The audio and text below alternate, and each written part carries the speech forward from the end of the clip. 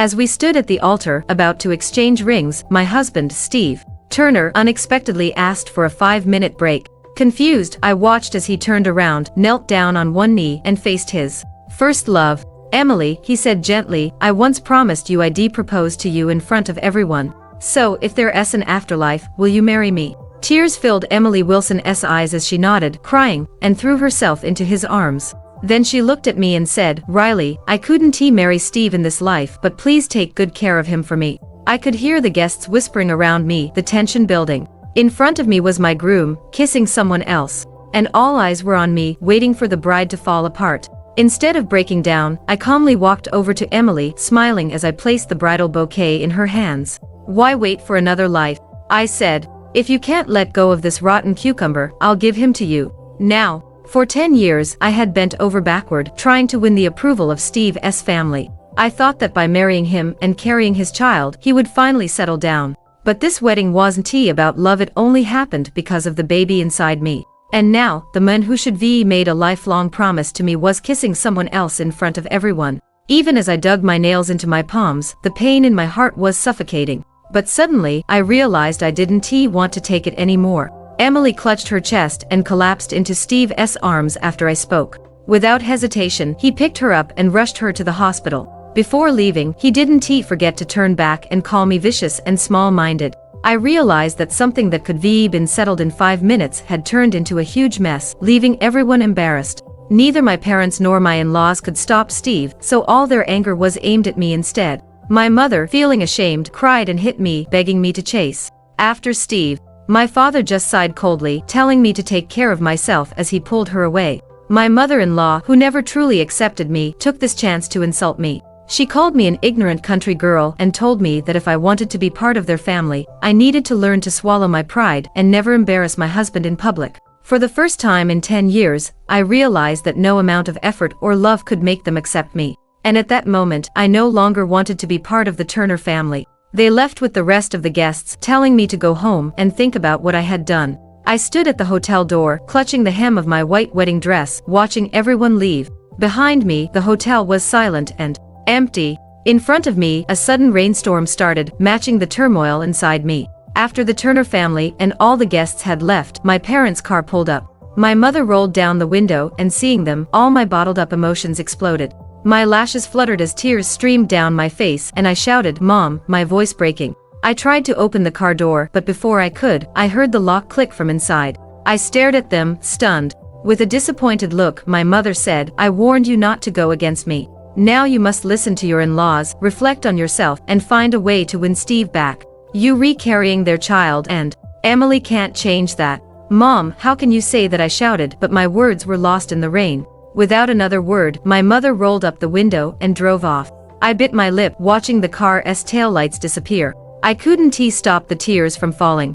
The wedding was held at a resort hotel situated halfway up the mountain. Unfortunately, there was no phone signal when I needed to call a taxi. A kind waiter saw me struggling and gave me an umbrella, his eyes full of sympathy. After I thanked him, I tried to balance the umbrella in one hand while holding my heavy wedding dress with the other. I made my way down the mountain with great effort, soaked by the rain and shivering from the cold. My heels were painfully rubbed raw and bloody. When my phone finally picked up a signal, a wave of messages appeared instantly, all from Steve. Every message was filled with questions and accusations. Despite my earlier explanation that I considered Emily just like a sister, Steve still seemed to think I was targeting her. I chose to ignore him. Just then, I received a video from an unfamiliar number. In the video, Steve was holding Emily's hand tightly as he accompanied her to an examination. He kissed her fingertips and begged her with tearful eyes not to be in trouble. I couldn't help but remember when I was first diagnosed with pregnancy and had a fall in the bathroom due to low blood sugar. That time, I broke my leg and was in severe pain. Terrified, I called him for support, but he responded harshly, saying he wasn't a doctor and questioned why I was calling him. I ended up in the hospital for 2 weeks, and he never visited once. Later, I found out that on the day I fell, Emily had cut her hand while cooking. The doctor had warned her that she might have a scar, which made her cry a lot. Steve ended up taking all his frustration and heartache out on me.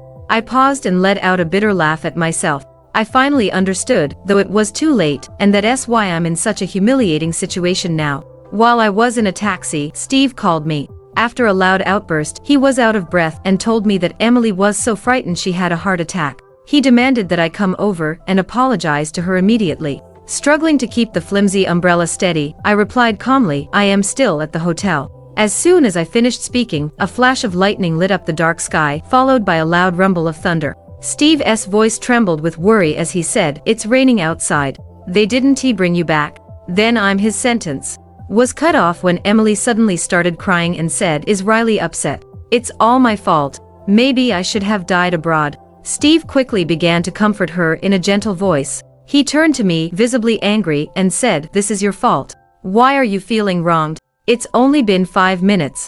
If you had been more understanding earlier, I wouldn't have left you behind." His words struck a nerve, and I cut him off with a defiant expression, saying, "Divorce. I won't apologize to Emily. I'm not in the wrong, it's you who are. If they can't let go of each other, then why is Steve coming to provoke me? He was the one who confessed his feelings to me first and promised to be with me for the rest of his life, which is why I chose him so firmly. After 10 years together, does their love still hold more value than mine?" Overwhelmed by the thought, I hung up the phone and hastily called a taxi. While I was in the car, Steve's text message came through. "Riley, you need to own up to your mistakes.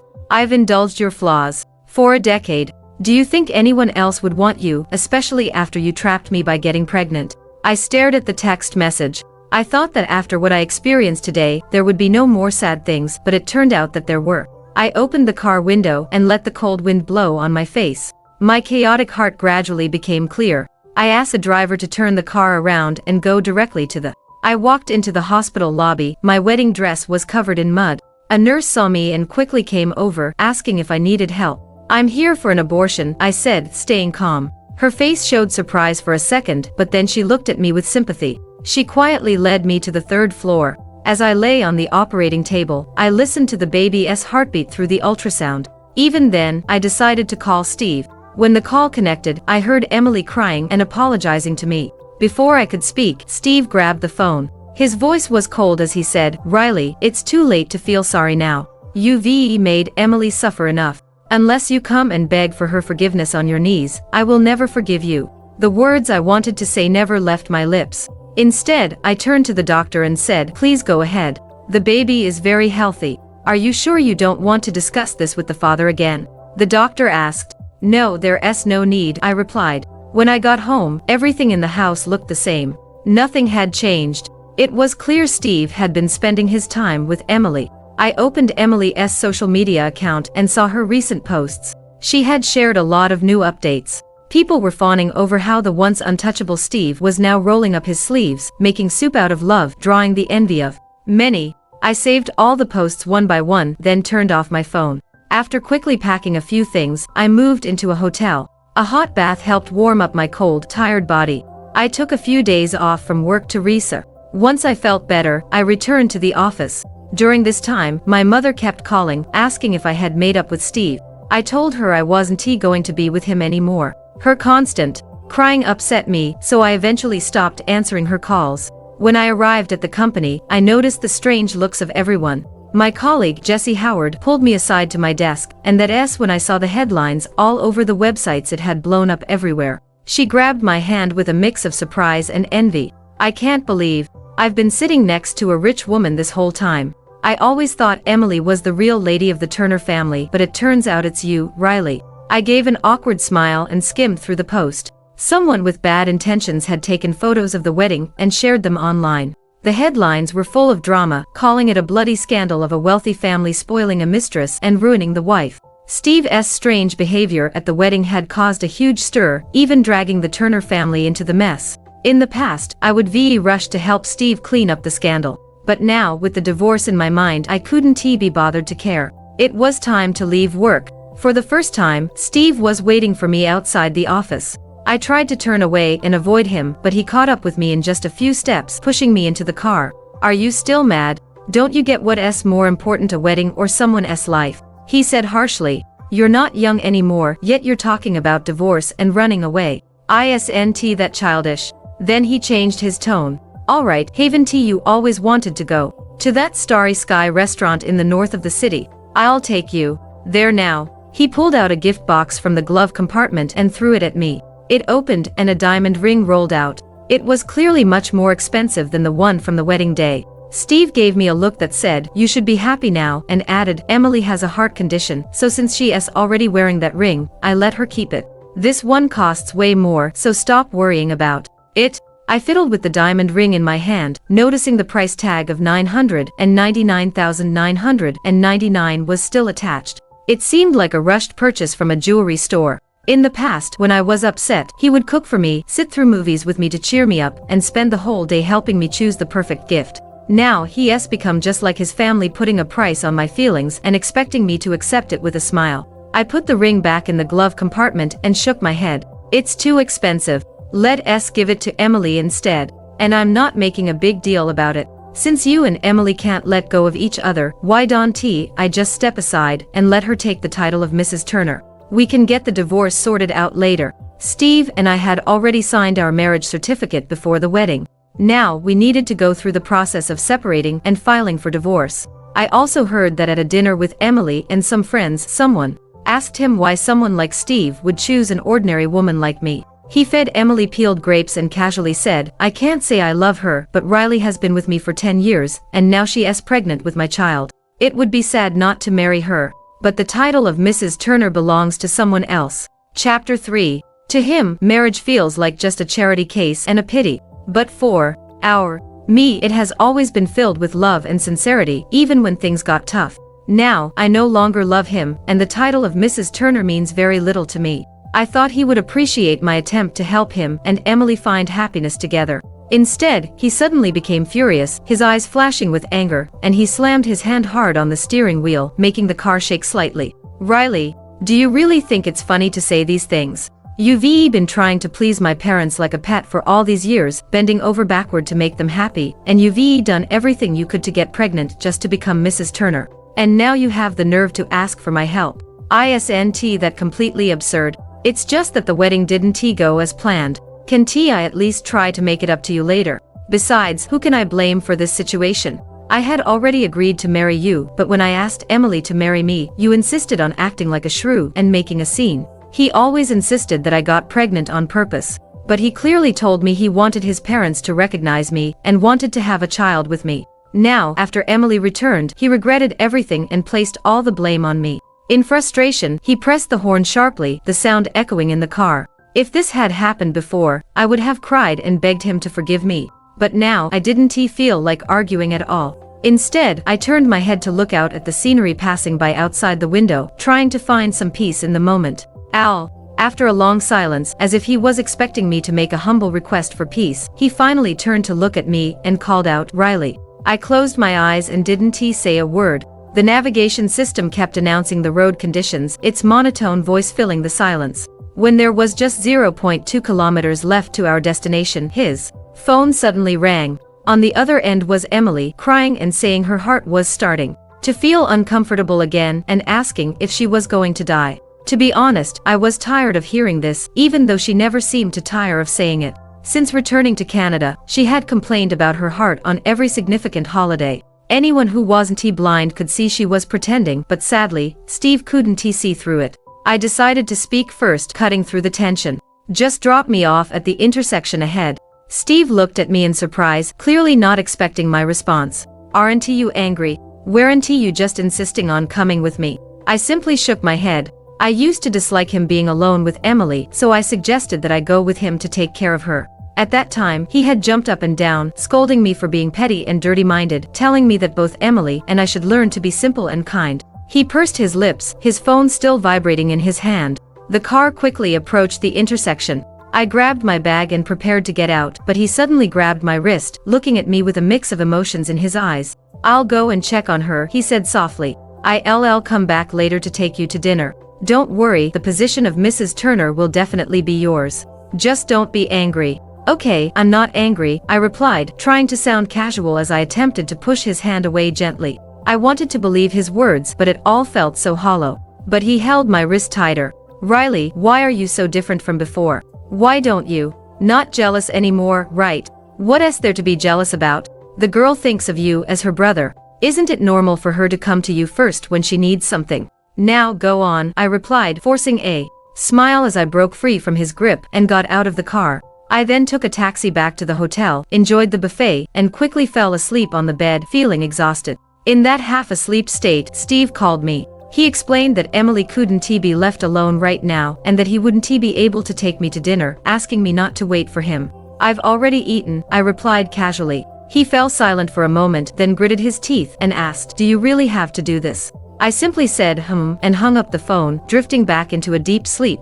It wasn't until the next day that I saw the text message he sent, warning me not to play with fire or risk getting burned. You might also like. When I returned to work at the company, I immediately understood what he meant by his earlier words. All the projects I had been handling were now transferred to Emily's name. She had become our new team leader, always wearing a bright smile and asking me to take care of various tasks and chores. Steve would come to take her to lunch every day. Whenever he saw me, his eyes were icy cold, as if I were a stranger. The scandal surrounding the Turner family on the internet was escalating, gaining more attention by the day. He then asked me to accompany him to a press conference being held by the Turner family on Monday. At the press conference, I was supposed to help clarify that Emily was not a mistress at all. Instead, he wanted me to say that I had taken advantage of her time abroad to interfere in her relationship with him and had forced him to marry her because of pregnancy. He presented it so nicely, saying I would still be the envied Mrs. Turner, but I would just have to endure a little bad reputation.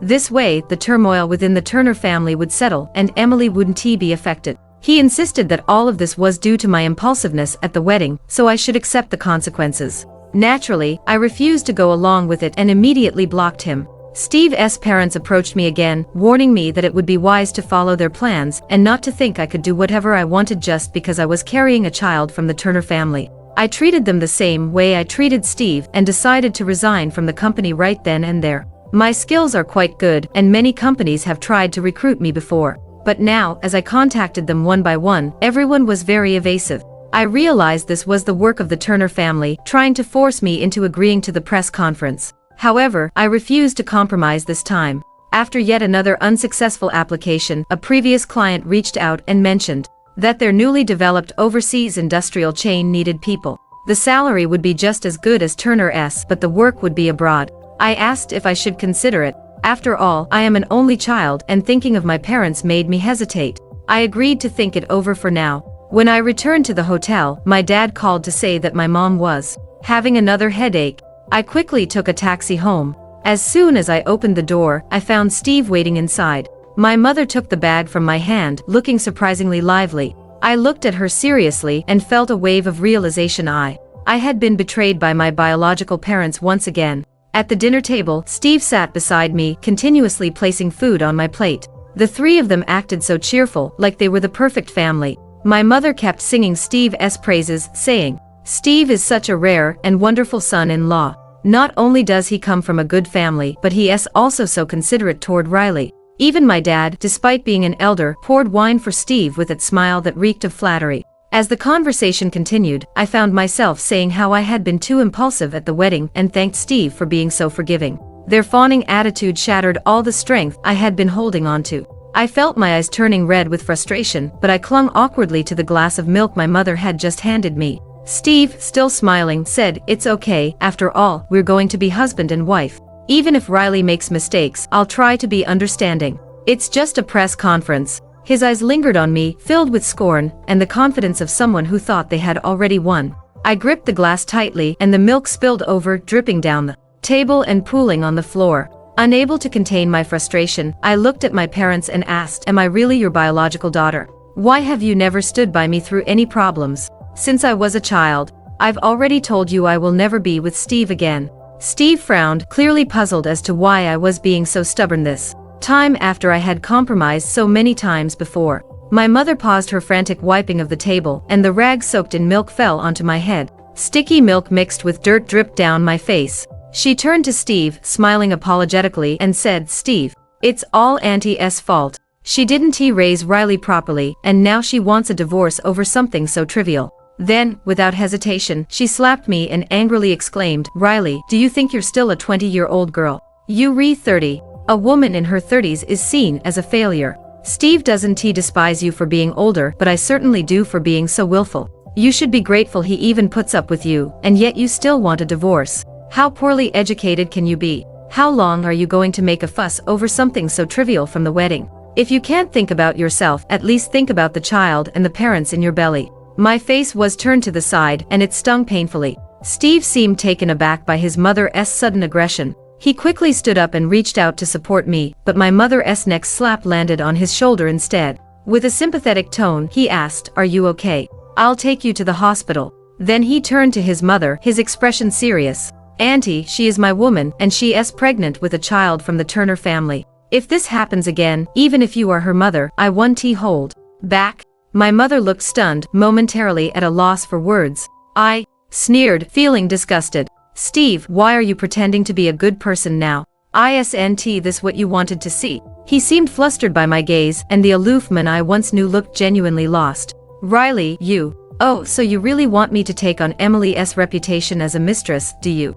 Fine, I'll go to the press conference. Just don't come crying to me later." With that, I slammed the door of my house behind me, the sound echoing my frustration. I picked up my pace, almost breaking into a run. I flagged down a taxi and left without a second glance. Through the rearview mirror, I saw Steve standing at the gate, watching me leave for what felt like an eternity. His calls kept coming, but I couldn't bring myself to answer. I just let them ring. Then, he sent a text telling me about the press conference. He knew I had been wronged and promised to fix it once everything was over. See, he even admits I was wronged. But his words don't matter anymore. Ever since I met Emily, it became clear that I was the one who had to be sacrificed. Without thinking twice, I blocked him. When I got back to the hotel, I collapsed onto the bed, covering my eyes with my arm, trying to block everything out. But my parents wouldn't stop calling. My mom asked if I was trying to send her to an early grave.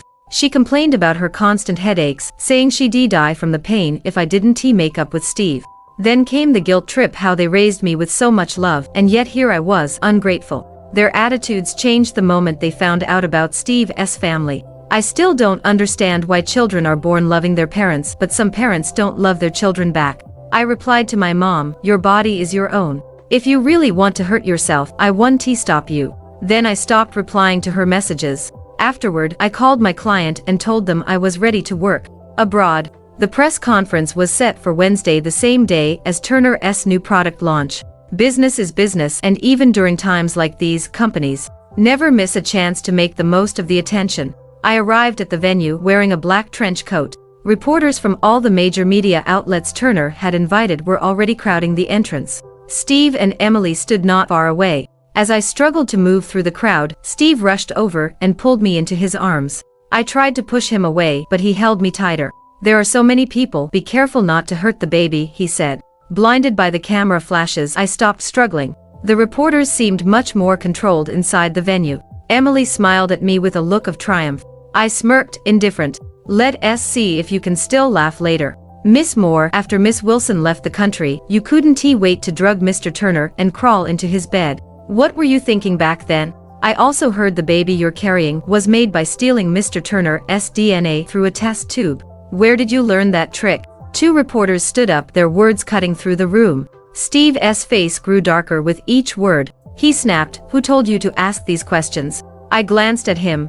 The only thing in my mind was how fake he was. As the head of a major group, did he really not consider what I would face at this press conference? I ignored his confused, regretful look and turned away. He addressed the reporters again. "Since you're friends with Emily, I understand why you reacting this way." For a moment, guilt flickered in their eyes. One of them muttered, "Don't twist the truth." Steve had set this up, and now, he was playing the hero. Typical. I curled my lips again, knowing there was more to come. In response to my steady gaze, they bit their lips and fell silent. After all, if I wanted to expose them, their identities couldn't be hidden, especially with so many cameras around today. Seeing Steve by my side, Emily wobbled slightly. Steve immediately rushed to her, wrapping his arms around her. "Are you okay? Is your heart acting up again?" Once he left, I stood alone on the stage. Noticing my stare, he hesitated but tried to pull away from Emily. She clung to his arm, saying, "Brother Steve, my chest feels tight." Steve looked conflicted but stayed with her.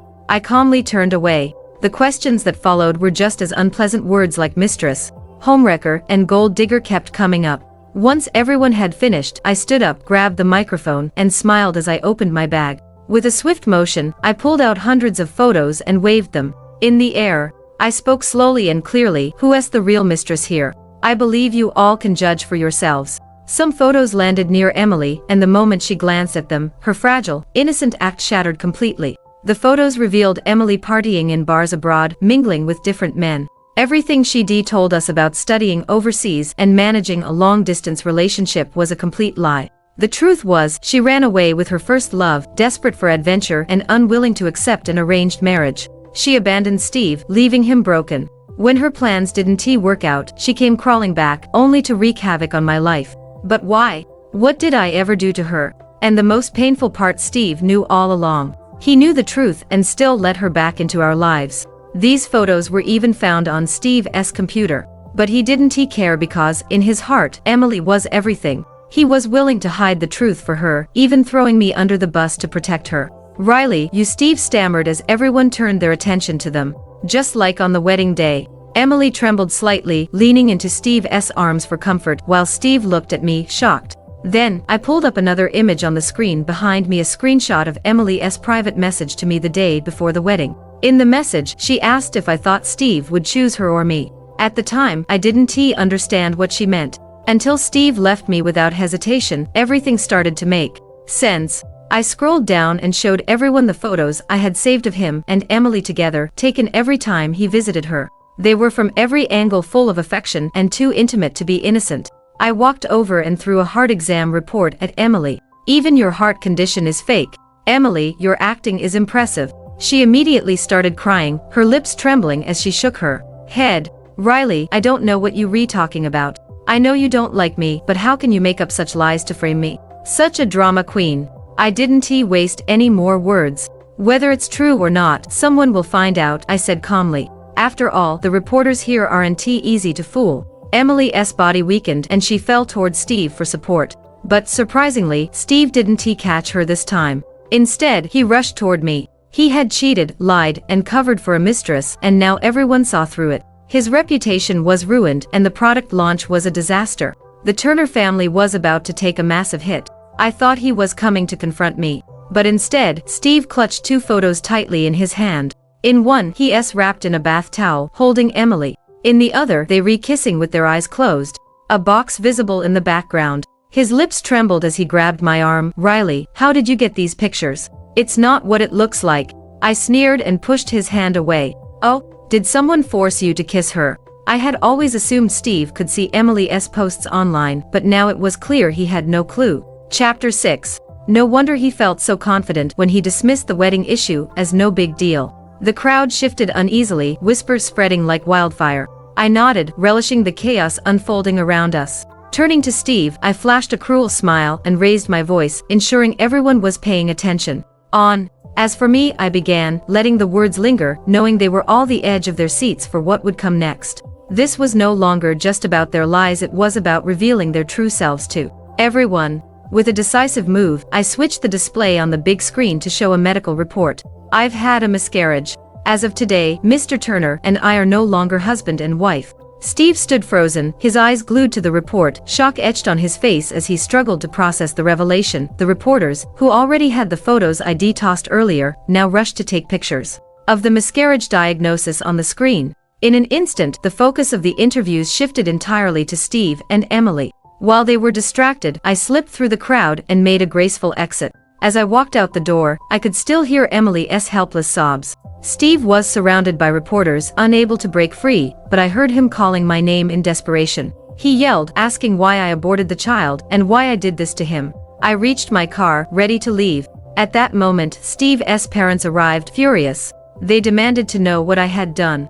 I flashed them a bright smile. Just a small gift from me to you, I replied calmly. Then, without another word, I got into the car and drove away, leaving them all to face the mess they had created. The press conference created a whirlwind of controversy. My parents bombarded me with calls, incredulous that I could have possibly lost my mind by choosing to abort my child. They urged me to cooperate with Turner's emergency public relations team, as if managing the fallout was more important than my well-being. I was in disbelief. Over the years, as their only child, I sacrificed countless opportunities just to be by their side. I once thought that all parents loved their children unconditionally, but now I see the painful truth: some parents simply lack that love. They raised me, but I never felt the kind of selfless love I expected from them. From now on, I'll only fulfill my financial obligations to them. After that, I'll be free to explore the world, the wind, the sea, the mountains. This public relations crisis is massive. Turner's stock has fallen to its lowest point for several days in a row.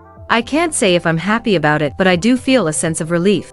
I've set my departure date for half a month from now. It's time for me to finally live for myself, to leave behind the weight of others' expectations and find my own path. I signed up for an English speaking class, hoping it would keep me busy and help me move on. I thought that with everything going on, Steve wouldn't come to see me again. But just a week later, as I left the class, I was surprised to find him waiting at the door. He looked noticeably thinner, and I couldn't help but notice the brown scarf wrapped around his neck. It was the same one I had knitted for his birthday last year. In the past, I used to spend half my salary on gifts like watches and belts, thinking they were special. But I eventually realized that those gifts, which felt so significant to me, were often the cheapest items in his wardrobe. So last year, I saved for 3 months and dedicated time to learn how to knit, believing a handmade scarf would show him how much I cared. However, when I gave it to him, he barely glanced at it and tossed it in the corner of his closet.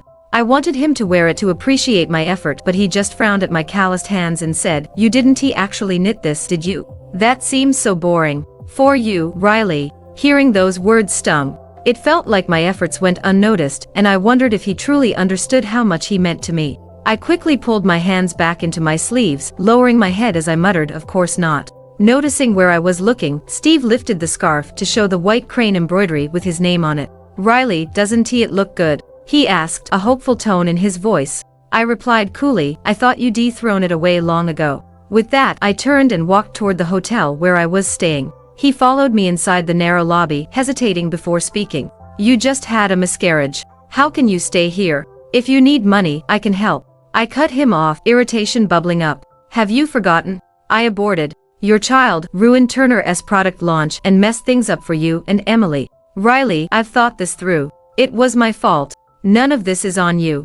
Just come back with me and apologize to my parents. I promise you'll be my only wife, and we can have another child." I almost laughed at his words. I had just ended a pregnancy, and he still thought I wanted to be his wife. "You're missing the point," I said firmly. "The truth is, I don't want you anymore. I can't go back and apologize with you," I said firmly. He gritted his teeth, his eyes turning red with emotion. He wanted to come closer and hug me, but my cold gaze stopped him in his tracks. "Riley, you've never said such hurtful things to me before. You're just angry, right? I can explain," he pleaded. As he spoke, he pulled out a stack of photos from his jacket. I ignored him, focusing instead on boiling water for tea and removing my makeup. He followed me, still talking. "This kissing photo was taken by Emily. She took a big risk, and it was a mistake. There were too many people around, and I couldn't bear to see her taken advantage of. This one is from a rainy day when my clothes got soaked. In the hotel, there was a sudden thunderstorm. She got scared and jumped into my arms, so we hugged each other tightly." He kept going, showing me more photos as if they would change my mind. The water in the kettle went from boiling hot to ice cold, yet he still had more stories to tell. His voice grew softer, strained with emotion, and I could tell he was losing hope. I looked up at him and asked, "Do you really want to keep talking?" He clenched the photo tightly, pain visible in his eyes. "The marriage between our families was never what I wanted. I fell in love with you, and when Emily confessed her feelings, I turned her down. That made her angry. When I left the country, everything spiraled out of control. Riley, we owe her something from the past, but I promise I won't let you suffer any injustice from now on. You understand, right?" His words took me by surprise. I remembered the first time I met Steve back in college during a literary performance. My parents were strict about money, and as a freshman, they cut off my living expenses. Despite working every possible hour, I struggled to even eat, let alone afford the costume fees. Just when I was feeling hopeless, Steve stepped in and offered me his performance clothes, saying he didn't want my situation to affect the whole class. That was when I first started to notice him. But Emily was always by his side, so I kept my feelings to myself.